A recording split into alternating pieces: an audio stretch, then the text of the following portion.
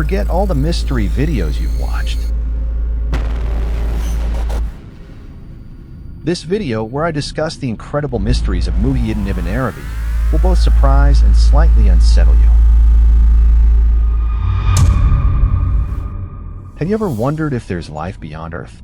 If so, hold on tight, because you'll be astonished to hear that Ibn Arabi visited other worlds and saw what was there. And this is just the beginning. How did Arabi access the secrets that allow interdimensional travel? What did he say awaits us after 2024-25? And how is this connected to the cover of The Economist magazine? The hidden knowledge he possessed and the incredible life story of Muhyiddin Ibn Arabi will deeply affect you. If you're ready, let's begin. Just like Rumi, this Islamic scholar, who accessed Sufi secrets, was not burned by fire and predicted the establishment of the Ottoman Empire and the deeds of its sultans many years before they happened, could traverse dimensions with his hidden knowledge. Muhyiddin Ibn Arabi was someone who illuminated the depths of the Islamic world and reached the pinnacle of mystery. Known as the greatest sheikh, this great thinker was born in Andalusia in 1165, during a period when Islam dominated the region. At the age of 8, Arabi moved with his family to Seville, a cradle of history and culture. He hailed from the famous and generous Tay tribe, which was renowned for its generosity and benevolence, and was a source of pride for the Arabs. Ibn Arabi spent a significant part of his life traveling. Beyond Andalusia, he met with the prominent scholars and sheikhs of his time in cities like Damascus, Baghdad, and Mecca. His encounter with the philosopher Ibn Rushd, who questioned the relationship between reason and truth, told by his father, was a crucial turning point in his intellectual world. Ibn Arabi dedicated his life to spirituality, arguing that true knowledge is not only attained through reason, but is also hidden in spiritual depths. Ibn Arabi says that during his teenage years, he decided to retreat into seclusion due to a spiritual sign and uncover the treasures within his inner world. He claims that as a result of this 14-month-long isolation and asceticism, the doors of hidden knowledge slowly began to open to him. During this period, Ibn Arabi embarked on spiritual journeys. The deaths of his father and later his mother prompted him to undertake a worldly journey as well. The great Arabi, who always carried a quest in his heart, performed a Hajj pilgrimage in 1202, a significant spiritual milestone. During the 3 years he spent in Mecca, he began writing his foundational work, Al-Futuhat al-Makkiyah. Ibn Arabi stated that everything he wrote in this book was revealed to him by Allah while performing Hajj and sitting in sacred places, and that these were first shown to him and then transcribed into the book. He received lessons from many famous scholars in Baghdad and Mosul, the intellectual capitals of that era.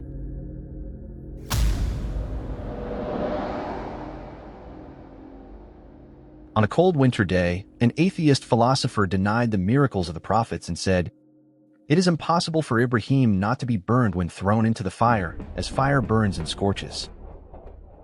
In response, Muhyiddin Ibn Arabi recited verse 69 from Surah Al-Anbiya in the Qur'an, and then took the burning fire from the stove with his hand, pouring it onto the philosopher's skirt, and stirred the fire with his hand. The philosopher was astonished to see that while the fire burned his clothes, it did not burn Ibn Arabi's hand, leading him to embrace faith. Knowing the establishment of the Ottoman Empire 60 years in advance. Before discussing how he described his journey beyond Earth and the beings he saw there in his work, Al-Futuhat al-Makkiyah, let's take a look at how Ibn Arabi foretold the establishment of the great Ottoman Empire even before its birth. Muhyiddin Ibn Arabi, who passed away about 60 years before the establishment of the Ottoman Empire, predicted all these events at a time when Osman Gazi, the founder of the Ottoman Empire, or the state he would establish, did not yet exist. Using the mysterious science of Cipher and based on Quranic verses, he wrote an important work called Sesarita Numani Fi Deviltil Osmani, which means the Numania tree in the Ottoman state, outlining the genealogy of the Ottoman Empire. In this short treatise, Ibn Arabi illuminated many secrets about the future Ottoman state and its members who would assume the caliphate, each of their eras, leadership, and armies. This work is considered one of the greatest indicators of Ibn Arabi's ability to foresee future events and is documented as one of his miracles. Knowing important events in the Ottoman Empire hundreds of years in advance. Muhyiddin Ibn Arabi's work, Sesaritu Numani, begins by mentioning the Ottoman Emperor Yavuz Sultan Selim, who possesses a talisman. In this work, he cryptically states that Selim's ascension to the throne will occur after Fatih Sultan Mehmed, indicating the sequence between these two rulers. Ibn Arabi continues to reveal this secret, explaining that the talisman refers to the caliphate that Yavuz Sultan Selim will bring. One of the striking predictions in Ibn Arabi's work is his foresight of Sultan Abdulaziz being deposed by a military coup.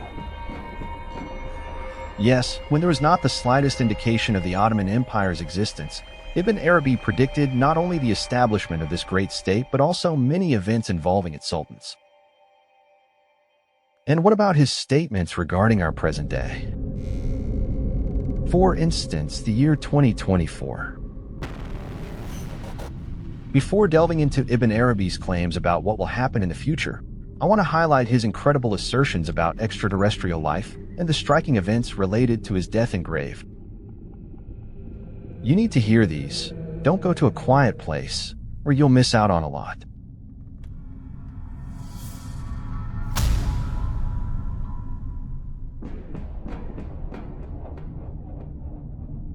In the first volume of Al-Futuhat al-Makkiyah, Arabi describes his journey as follows. In the realm of truth, I discovered worlds similar to ours but entirely different. In one of these worlds, I saw a magnificent place with a delightful fragrance all around. The perception of time there was very different from ours. One day, there was equivalent to several years in our world. Additionally, I traveled to various places throughout the realms of truth. The inhabitants of these places had skin that was a shiny silver color. Among the worlds I traveled to, the lands of Zafran were the most fascinating to me. The people there were incredibly friendly and loving. When I picked the fruits from the plants, a new one would immediately grow in its place. Some inhabitants constructed buildings solely with the power of thought, while others used tools similar to those in our world. The people of this world were born as if they sprouted from the earth like plants. Their transportation vehicles moved at speeds beyond the capability of the human eye to follow. In this place, I saw metals more valuable than gold and silver from our world. However, the strangest experience I had was the presence of entities that felt like air, but were not air and could not be named. This was the first time in history that such clear and detailed descriptions of extraterrestrial experiences were described in a book. Sending encrypted messages to the future and Sultan Selim deciphering the secret. Just like the mysterious events surrounding his death and grave. Listen to this story that took place during Sultan Selim's time in Damascus after his Egyptian campaign. By the way, I will make a video about what Yavuz Sultan Selim experienced in the Sinai Desert during his Egyptian campaign, so if you like these videos, don't forget to subscribe to the channel and turn on notifications.